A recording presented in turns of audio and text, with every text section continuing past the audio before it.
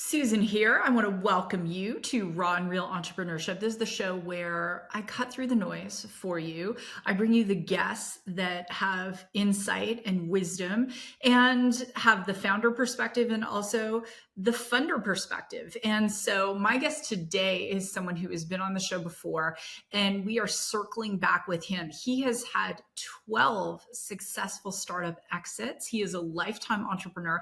He is also a funder and brings both sides to the equation. And his most recent book, The Startup Life Cycle, is profound. I love this book. It is the best book that I have read on entrepreneurship and startups, I think, ever in my entire life. He interviewed 1,200 founders, spent $500,000 of his own money to come up with the research and data and the 7 phases that illustrate where startups are most vulnerable and what those founders can do to refine what it is they're doing and to also soar and get to that point of the holy grail called the exit. In addition to all of his exits, he has been a speaker for TEDx. He is a amazing sought after board member, entrepreneur, just an incredible resource. And he is very proudly neurodivergent. So we're going to talk about what it's like to be discounted. We're going to talk about why founders who grew up, perhaps they were bullied, they were marginalized, why they might have a harder time. But according to my guest, there are certain things they can do to not only adapt, but to soar. And we're going to get into all of that. So without further ado, my guest today is the amazing Gregory Shepard. This is Raw and Real Entrepreneurship, the show that brings the no-nonsense truth of what is required to start, grow, and scale your business. I am your host, Susan Sly. Well, Gregory, welcome back to the show. And candidly, for all the listeners all over the world, we were having such a good time that Gregory's like, are we going to do the show? And I'm like, oh my gosh, we have a show to do. We better get started. So Gregory, the last time you were here, this was before you had written your new amazing book that I'm just fangirling over, The Startup Life Cycle.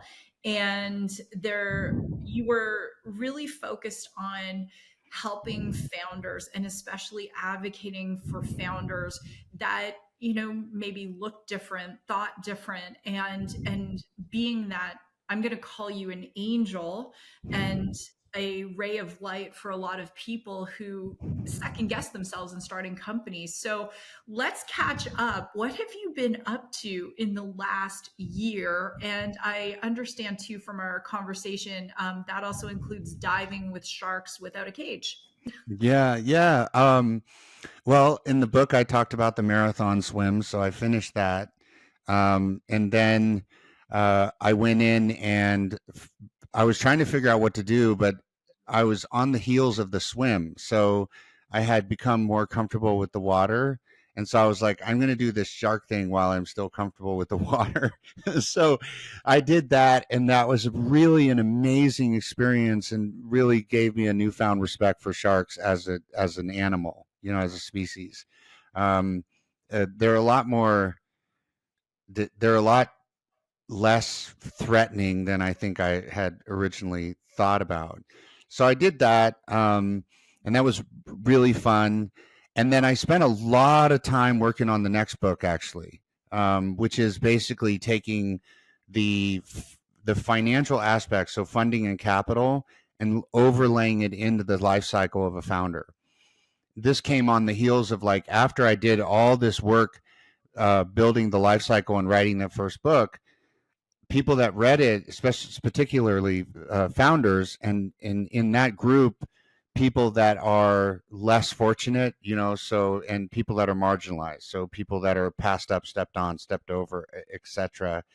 And everybody was like, my biggest problem is capital. And I was like, tell me more about that. And so then I was like, okay, I'm going to do a book on funding and capital as it pertains to the life cycle, so they know what to do at certain stages. I love how your brain works and this constant and never ending, like what's next, what's next, what's next. And I so resonate with that. I need to go back for a minute. What kind of sharks were you free swimming? Oh, they were black tip tigers and Galapagos. And it was really crazy because so I'm swimming down to try to get closer to this shark, beautiful looking animal. And because of the goggles and the whole thing with the water and stuff, I couldn't really tell how close I was. And the shark was swimming up and I was swimming down, and I got really, really close to this tiger shark, which is apparently is a more aggressive kind. And this big mama, she looked at me. I saw her like eye look at me, and it was kind of like, and I realized at that moment, I was like, holy shit, I'm too close.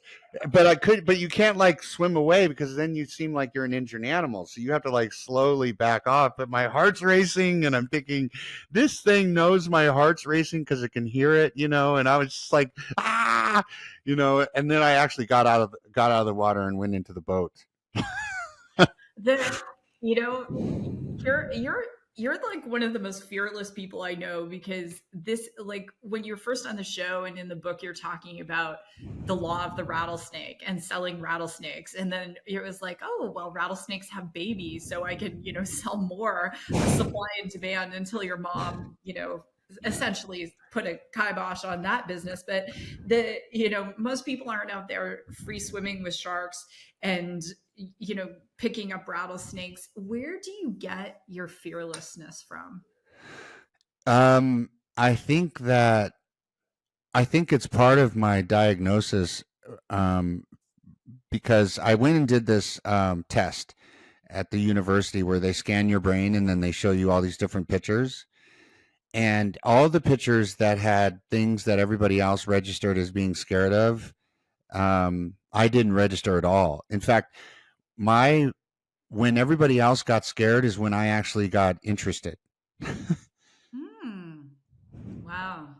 So I think it's a biological thing. I just don't have that part of my brain unless it gets really scary. It has to be pretty scary. I mean, base jumping was thrilling for a few seconds, and then it was boring. When you say that, it brings me to when I was first out of college, Gregory. I was working for federal corrections in Canada. And I started as a men's maximum security prison guard. And then I eventually went to work in the psych testing unit because my undergrad degree was a Bachelor of Science in psychology. And so I was administering these tests. And so one of them was the Rorschach test, so ink blots. And then there was the image association test. And it was so fascinating because and to just be very candid, since it's raw and real entrepreneurship, as the men coming into the prison, I'm interviewing them and how they would think just so differently. And I think a lot of them were not diagnosed back in those days. This is like 92, 93, right? Yeah. And how their lives would have been different with different support systems in school and so forth. But they would see, I'll share a quick story. So I had a carrot, a lot of people go rabbit. But this one guy was like diamond, like it was just a different situation. And so we, to your point, thinking differently and taking that into business in writing the book. And as a total PSA, unsolicited, Gregory did not ask me to say this. I've read so many books on startups, so many books on business and entrepreneurship. This is the most logical, heartfelt recipe in my mind of startups. You spent $500,000 of your own money. You interviewed 1,200 founders. What was the inspiration to say, I'm going to do this? Because a lot of people write a book and maybe they've done a little bit of research. This took years. I mean, so originally it was after I left the last, the exit that I had, I went into politics and I became a chairman for congressional candidates. And I was trying to get women and people of color into Congress. And I was also trying to move money from government, from through Congress, into startups. And the big problem that they had was that 90% of them were failing, and that had been consistent for 35 years. And they're like, we just can't. And I said, well, what if I figure this out? What if I figure out how to change that? Then would you guys be willing to put? And they said yes.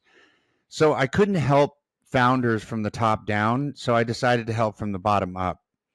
So I took all the data and all the research and everything I did, and I wrote a book and then created the Startup Science platform to try to make it so that, you know, the founders had a free way to learn about this in a do-it-yourself environment. So it's like on demand.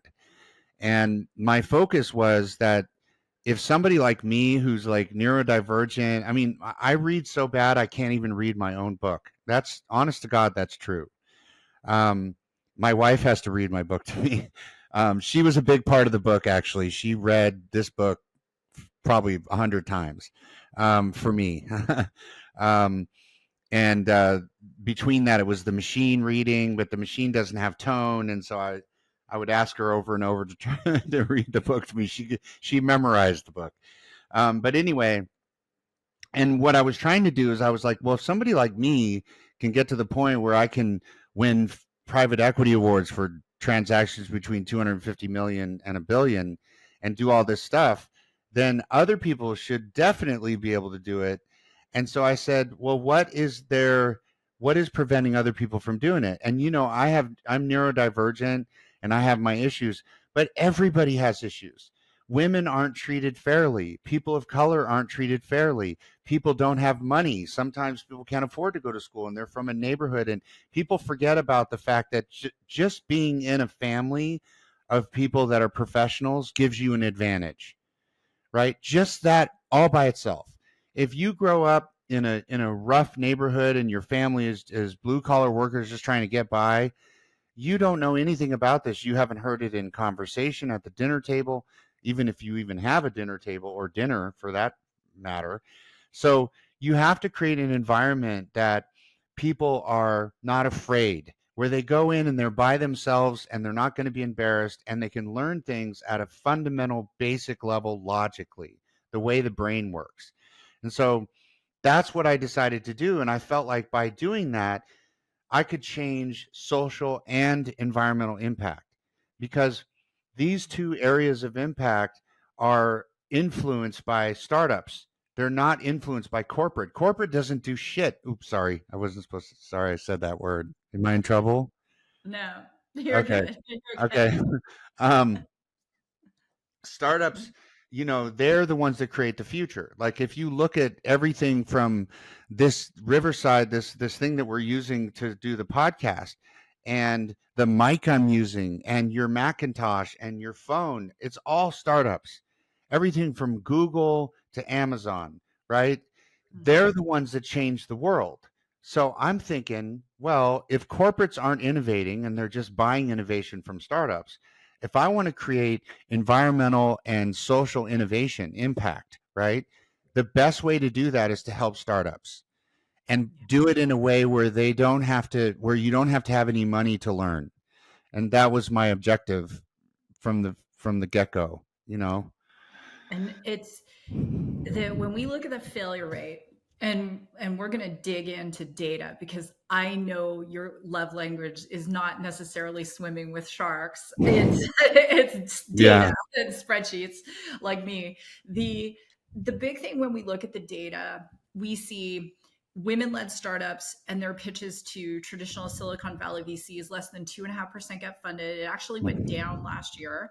And then women like myself, who are brown women, it's even less. And yet women-led startups are 68% more profitable in their first 2 years than male-led startups alone. And less fail too. Yeah. Yeah. And so let's talk about that data, because one of the reasons you wrote the book is to shine a light of possibility for overlooked populations. And what did the data illustrate that was maybe, I don't know if anything surprises you, Gregory, but what were some things that maybe were illuminating, especially for, say, women-led startups or minority-led startups? The interviews, when I was doing the interviews, so I did like thousands of these interviews, 4,867 accelerators, 1,100 investors. I lost track of the founders. It was 1,200, I think, when I lost track. And then I just didn't go back to the book because I just couldn't remember how many at that point.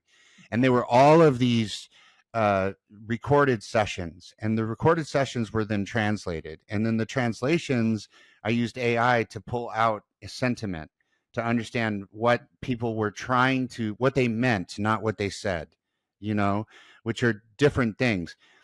What was really interesting is that when I'm talking to these investors about, how many women do you fund, how many brown people, how many black people, et cetera, and especially in the the whole BIPOC, including indigenous people, and then they would say, "Oh, we just don't see the deal flow." So, but then I look at the deal flow, I look at the data, and the data says they are seeing the deal flow. So basically a lot of them were just lying because or maybe I just don't understand. It didn't make sense, right? Like you're like, the deal flow is absolutely there. In fact, there are more deals from non-white men than there are from white men. So the deal flow itself is there. They're just not funding them.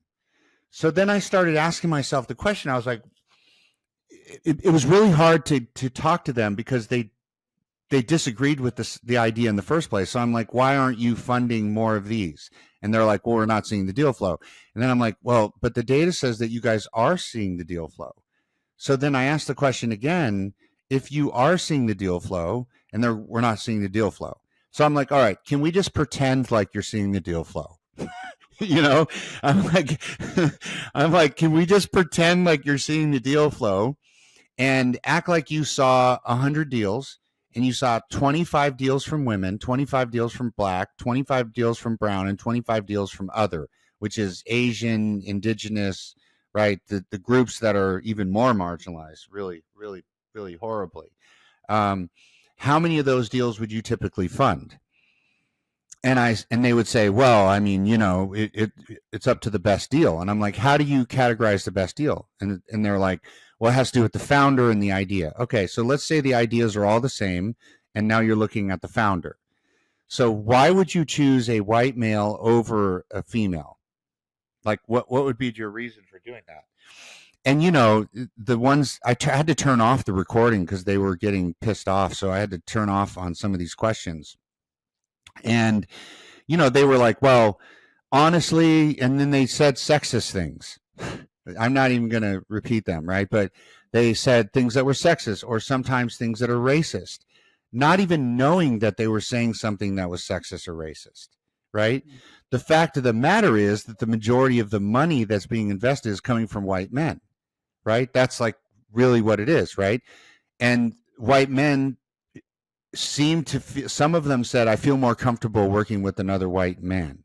I'm like, okay, racist, sexist, bigot, right? Some of them said, well, I'm just not sure about a woman leader and their ability and a bunch of other sexist stuff, right? Or they said something like, well, what if they don't have a good education? And I'm like, what do you mean they? And he goes, and I'm like, which group are you talking about? And they're like, well, all groups, but the majority of black people don't have a good education. And so a lot of these things were like straight up just, I think it's hard for me to say because I get so angry about it, but it makes me really upset. It's really sad. And I think that this election sort of proves that. But I think that a lot of them don't even know that they're bigots. They don't even know that they're racist. They don't even know that they're saying things that are, that would be unacceptable in any job environment these days, right? Gregory, I had a colleague, we were pitching to a VC, and he introduced me to the VC as, and this is Susan. She's a really attractive woman and a Oh my great God. storyteller. Like, not she went to MIT or we've won awards or like, and to your point, it's sometimes it's just like saying something and you're not even aware you're saying it. And Yeah.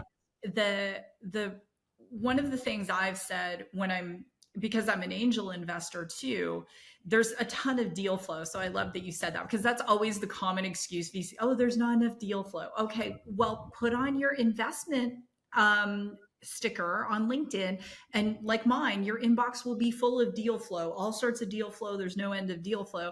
But one of the things, if we look at statistically, right, why do people invest in the stock market? Why do they read the stock charts? Because they're betting on that stock, whether it's Nvidia or Amazon or whatever it is going to go up. If we look statistically at the results that female founders produce, right, why wouldn't you up your ante and up your odds? But the fact that there's a lack of awareness of the statistics is mind-blowing to me, considering that now you're seeing VCs, to your point, AI, using a lot of AI tools, and those AI tools are built on data from past venture deals, which is Yeah. based on male-led Yeah. It's like driving down the freeway looking behind you. right? And so, of Yeah. course, the AI is going to select out female founders and brown founders and black founders. Like, it's just, and it's not funny, but it's sad. Like, It is. And to what you said earlier is actually something that I ran into a whole bunch of times. So there's this term, I don't know if you've heard of it, pretty privilege, right? Like a man or a woman has pretty privilege. So they get special benefits because they're attractive. That is actually a detriment in our industry. It's your pretty privilege is the opposite in our industry. So that person that mentioned that actually proved that point, right? Because I'm assuming it's a dude, so he wouldn't have said that had you not had pretty privilege, right? So it's actually more difficult for attractive women in our industry because of not just the sexism, but the testosterone that's in males, right? It's just there, and it's just really, it's hard for me to wrap my head around how a man can't see somebody that's attractive and put that aside and then focus on the logic.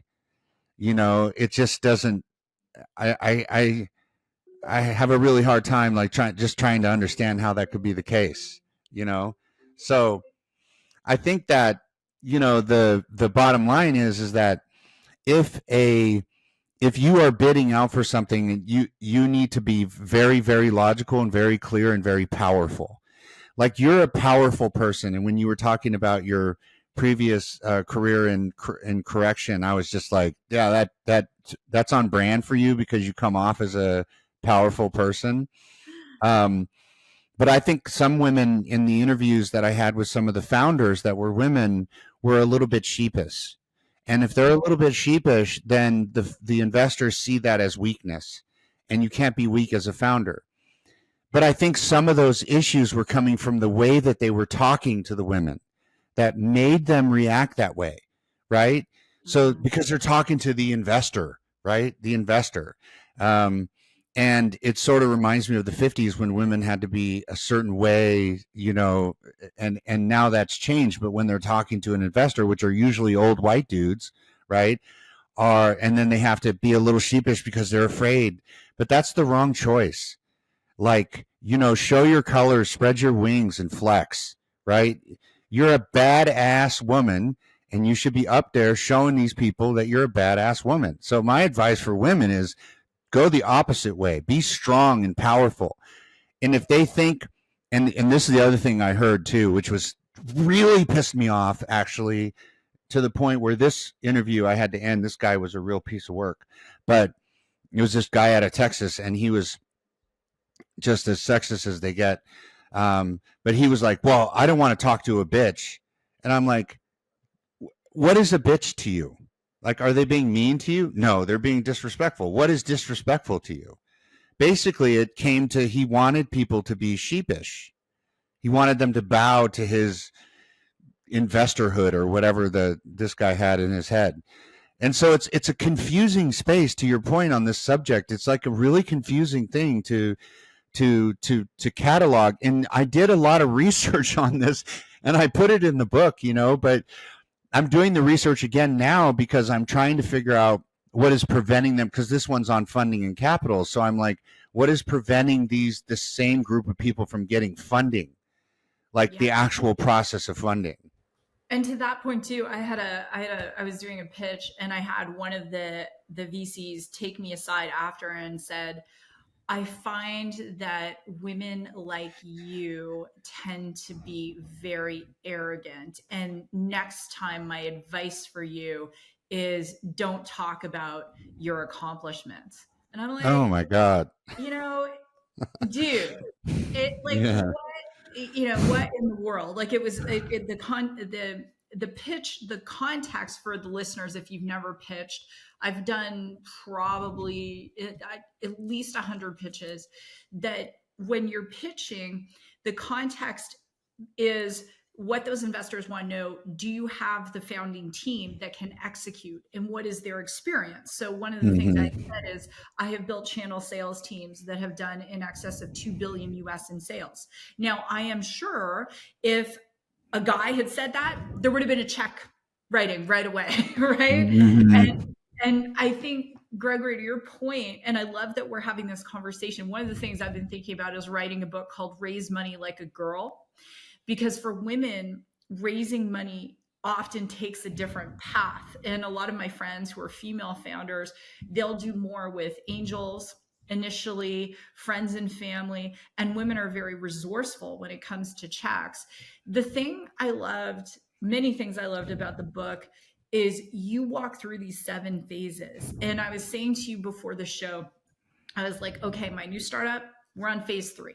And I love that you created this recipe. And I want to ask you, from all, this question just came to me, wasn't anything I prepared, but knowing what you know now, Gregory, with all these 7 phases, would you say the phases might be categorically different based on the founder? So a female founder might have different phases because she might raise less money, or would you say the phases do overlap still? So what I'm going to introduce in the funding and capital book are these things called gates, validation gates. So because what I realized after, talking to people that had read the book is they said there's a big distance between each one of these phases, right? There's a big gap. It's a long way. And it would be helpful if we could put together things that are where there's shorter leaps, shorter sprints from one thing to another, and then arriving at the end of those with a phase. And so I put validation gates in place. And so a validation gate is going to alter the experience for a woman or a man or somebody in the BIPOC group, anybody marginalized, right? Their gates are going to be farther apart, which means their phases are going to be farther apart because it's going to take them longer because of the, basically discrimination that they experience, And some of it is also internal, like, they grew up in a family. Like I was interviewing a bunch of Hispanic women and they grew up in a family where, it's mainly male dominated, or Middle Eastern women that were male dominated. And it took them a while for them to come out of their own skin, to actually become powerful themselves because they had been groomed their whole life to be subservient to the man. So it took them a while. So there's some growing periods between these. So I created these gates in order to allow people to see progress faster and sort of confine more the things that they should be doing in this particular area to get the validation in order to move on. Because I realized that validation is core. Like, I was watching football, American football, and I love to watch the celebrations. These guys, whether they win yardage or lose yardage, they all slap each other and celebrate. And then there's bigger. So celebrating the small successes is really key in achieving a startup, right? You can't just celebrate the big successes because that's the product, that's the outcome of small successes, right? So, I think that the validation gates will sort of allow more of the people to fall into a more of a predictable pattern, which is what I'm really looking for, is a predictable pattern, because I can't fix the problem unless I can see the patterns. And the patterns between the original startup, the ideation and the vision stage all the way up to product, is so far apart that it's hard to, because it just, the data goes all over the place.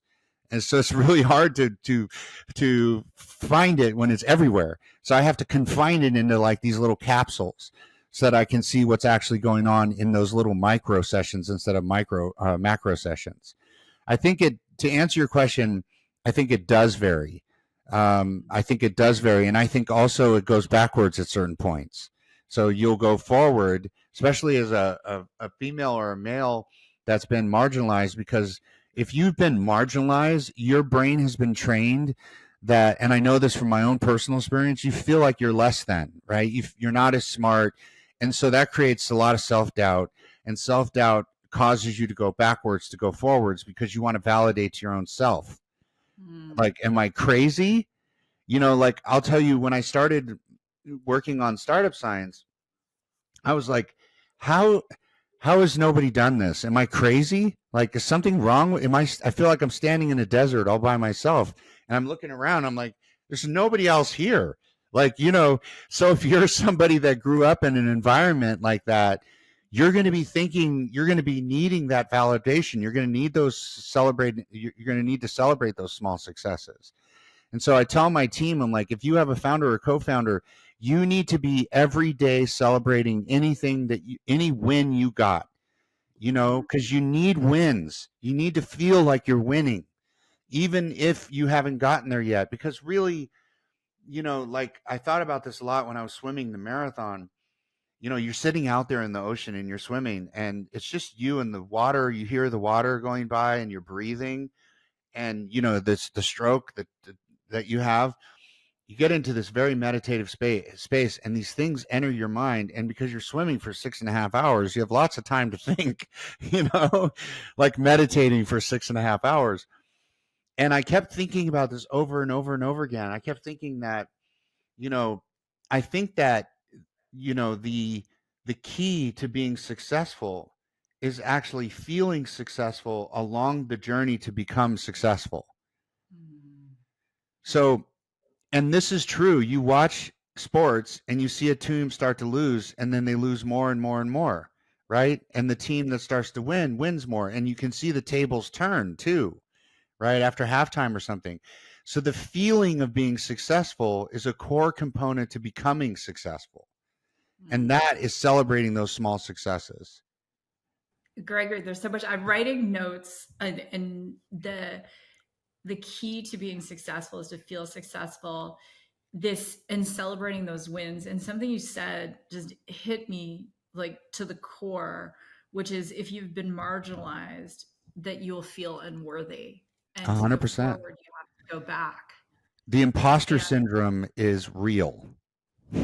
Yes, and the early formative years too. We talked about this the last time you were here, and I was shared very openly that I was called the N word as a child, and I was physically beaten up. School was the most awful place for me, and I was a straight A student, but I would physically get beaten up. And I think one of the pieces, as you're saying this, that the constant, like, what's the next goal, whether it's I've run the Boston Marathon 6 times, I want to do it 10 times, right? Like, what's that next goal, is because there's always that sense of, and I think that hungry fighter analogy of feeling unworthy. So what is my next accomplishment to feel worthy? But I think the healthy founder, because many of us who are founders, especially multiple time founders, are either, we're either, ADD, or we're, neurodivergent in some way, shape, or form. And I think that as long as that founder brings that culture of celebration to their team and makes the focus, about the wins, not just about them, right? Because we've seen founders who are so egomaniacal that it has to be about them, but Mhm. as opposed to the team. I want to ask you something that occurred to me as you were sharing. And I love the validation gate. So I'm super excited about the next book already. I want to ask you, what about when there's a setback? Like as I shared, we're at the place of our MMP, minimum marketable product, for people who don't know the term. But what happens when something goes backwards? What's the advice you would give to the founder when things are not going to plan and maybe the user feedback isn't what they thought it would be? I think that you, if you always focus on what the users want, you're going to benefit right there, right? If you have gone too far without validating that, then you have to set backwards. But that's okay. It's okay to go backwards in order to go forwards. That's totally fine. I think that investors, they get a little worked up over that kind of stuff. But really, it's part of the process. Like, what are you going to do? Keep going even though you have it wrong? Like, I mean, it doesn't make sense, right? And everybody makes sense. Everybody makes mistakes. And not only that, but if you're forging a path that's never been forged before, you're definitely going to go backwards before you go forwards. And I always tell myself the same thing. There's one thing I'm willing to bet on, and that's myself. Yeah. Like, people say, do you invest in the stock market? I'm like, no, because I'm betting on me. I invest in my own stuff, right? My own companies or companies that I believe in, founders that I believe in. And if you feel like you're going backwards, in order to go forwards, you just have to say, I am investing in my own self, and I am something worth investing in, right? Like, I know I can make this happen. That will drive you through those. It'll help bridge, those moments where you're like, and this is, it happens to everybody, where you're like, you're building some software or whatever, and you're building, and you go out to the market and you go, what do you think? And they go, I don't think it's going to work, or, this is just a bad idea, or whatever. You have to remember that there's 1,000 businesses, millions of businesses out there that have been really successful that have heard the same thing, right? Listen to your customers, but realize that your customers may not know if you're building something that they've never seen before. Like Steve Jobs used to say, customers don't know what they want until you show it to them. Mm. Sometimes you have to show them something and then they go, oh, like, think about this. All of the people did surveys on electric cars, all the automobile companies, and they were like, nobody's going to buy electric cars. And then Tesla comes out and now everybody's got electric cars, changed everything, right? So he knew that what they needed was a fast car that had a long range and was luxurious and comfortable, to prove that the Prius wasn't the electric car. And now everybody's got these electric cars, and they all share the same common thing. If you look at Rivian and Lucid and Polaris and all these guys, they all have really fast, good range, and they're comfortable and luxurious. It's three simple things. So I think that if you think about this from a perspective of going forwards and then going backwards in order to go forwards, then you're all right. And think about this too, is that if you're walking through a jungle with a machete and you're slashing down a trail, of course, if you go backwards and go forwards, you're going to get there faster than you did the first time, because you already chopped down the trail. You're just going back to clean up stuff. So it's not really going is it really going back fast? Is it really going backwards? Maybe it's not. Maybe it's just revising and making better, right? And the other thing that drives me crazy is people that don't understand the difference between an iteration and a pivot. An Mm. iteration are little changes on the path. A pivot is a complete change in direction. So going backwards is not a pivot. They're just little iterations that are necessary to build a good business. It's just, there's so many things out there that people say that are just like, let go of the old and embrace the new, people, you know? The iteration, the pivot. I had two startups that I invested in, and man, oh man, did they pivot. And it's so interesting because they both raised at, pre-revenue $20 million valuations, and Wow. they did hard pivots. And one in particular is something I wouldn't have invested in because it was, I won't say what it is or the company, because I don't invest in something that I personally don't understand. Mm. That's just me, right? And so I look at it and I love that you said that. Yeah, I mean, I think that like the building a business is thousands of iterations, tens of thousands of iterations. You may do 10 in a day, those iterations are learnings. In politics, when I was in politics, they have this thing called, you're slushy or you're swinging back and forth, right? You have this thought and then now you're swinging and you have that thought. And they always look down on that. And I'm like, that's the craziest thing I've ever heard of. So you're going to learn something and then just ignore it because you're afraid of your image. You're afraid of being seen as being swish-washy. That's ridiculous. So in a startup, you're learning and you're iterating, and even a pivot is because you're learning. Part of the thing that investors don't get, which drives me absolutely crazy, is the credit that a founder should deserve for what they've learned to get to where they are. Yeah. If you're at your product stage, you have learned a lot to get where you are. There's a shadow equity associated with the education of a founder as they become more seasoned in a business, understanding the industry. That there is tangible validation or evaluation shadow credit that should be attached to a founder that gets, because there's something to be said for what you've learned. You got to a certain point, like to your point earlier, you have a founder that gets to a point, they talk to the customers and the customer's like, I don't like this so far, right? That's credit. There's some value to that, right? You now know that the customers don't like this, they like this. That's worth something, right? So, there is a huge amount of credit that needs to be. Think about how long it took Tesla to get to the point where they started making all these cars and how many lessons they learned, and then how the other electric car companies just picked up where they left off, right? There's credit that should be given to valuation just for that period of time that you're learning, right? As long as you stay with it, you deserve credit for that. And I mean financial credit, like capital credit.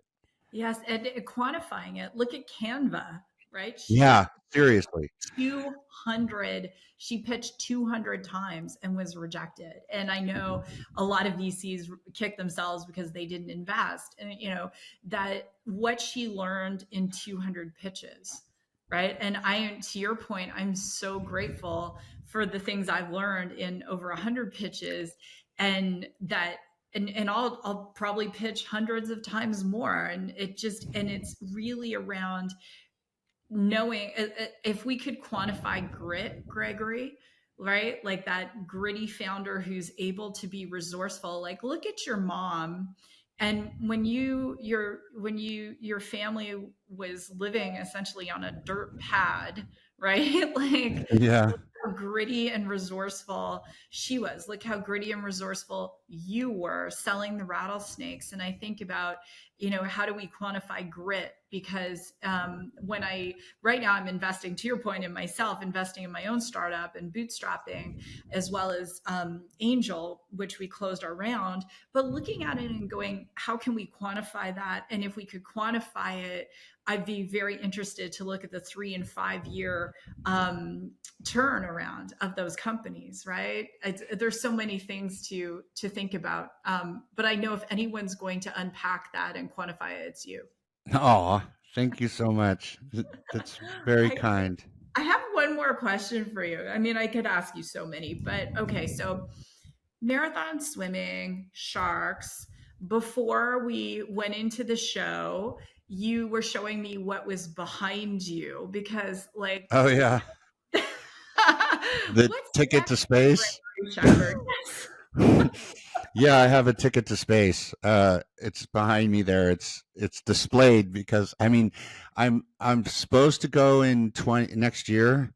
But I don't know because they have, they'll do a launch and then they'll have some stuff that they have to fix or whatever, and then I have to wait 6 months. So hopefully I go next year.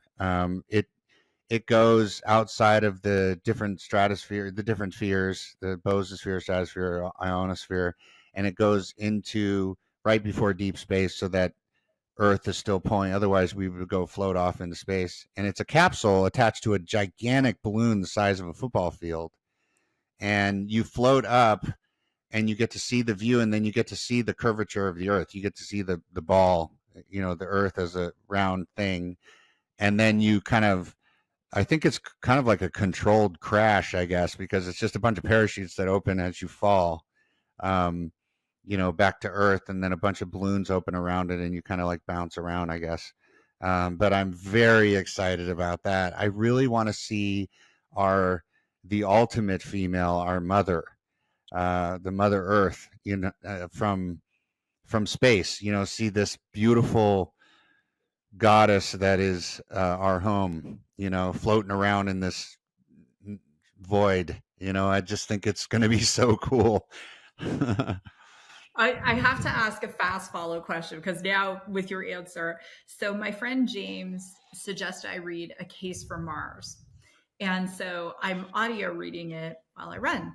And the James is, he's very friendly with some of the folks who are working on this concept of colonizing Mars. So would you go live on Mars? Hell no.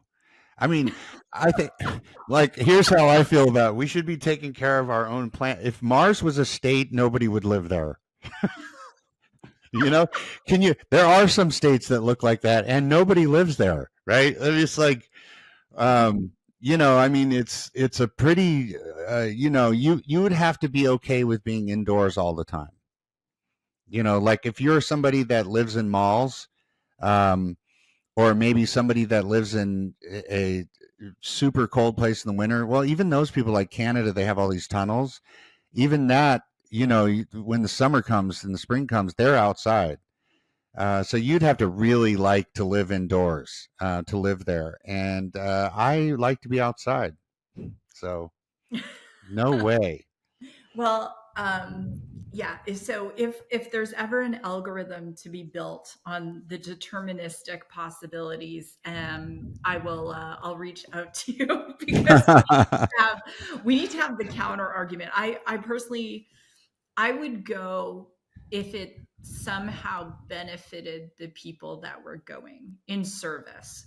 If there's one of the things I said is whoever goes to Mars, let's not just think of it like a legion of young people to go colonize the planet, like bringing people who have wisdom, to your point, like founders who have lived through. Yeah. Founders, scientists, doctors, Yes.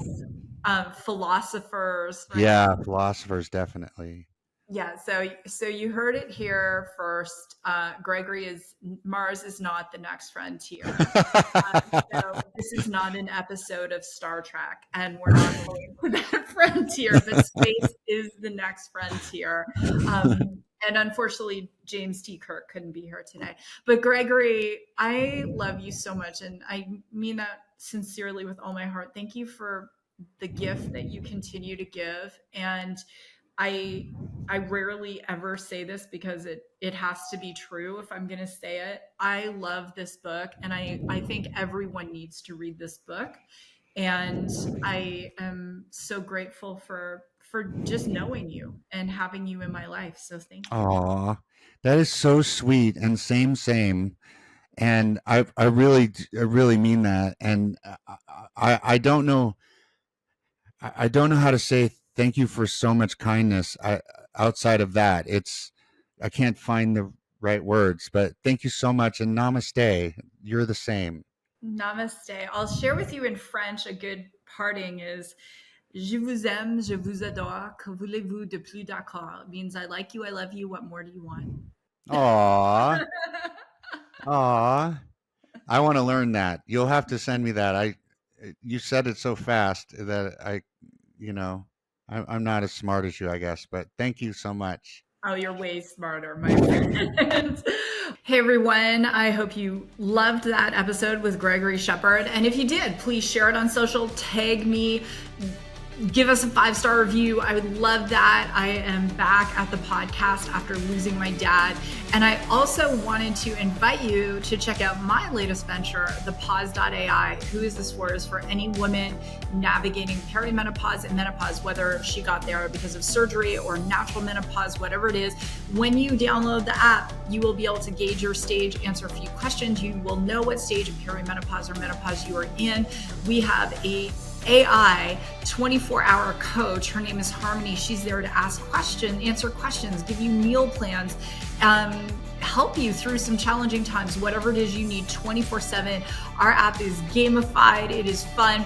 And on top of everything, we are wearable enabled. So if you connect your wearable device, we will be able to give you your daily resilience score. So you're going to know, should I push it today? Should I not push it today? We are getting rave reviews and we are just getting started. So check it out in the App Store and just search the Pause Menopause app and you will find us. So with that, thanks for listening to the show and I will see you in the next episode.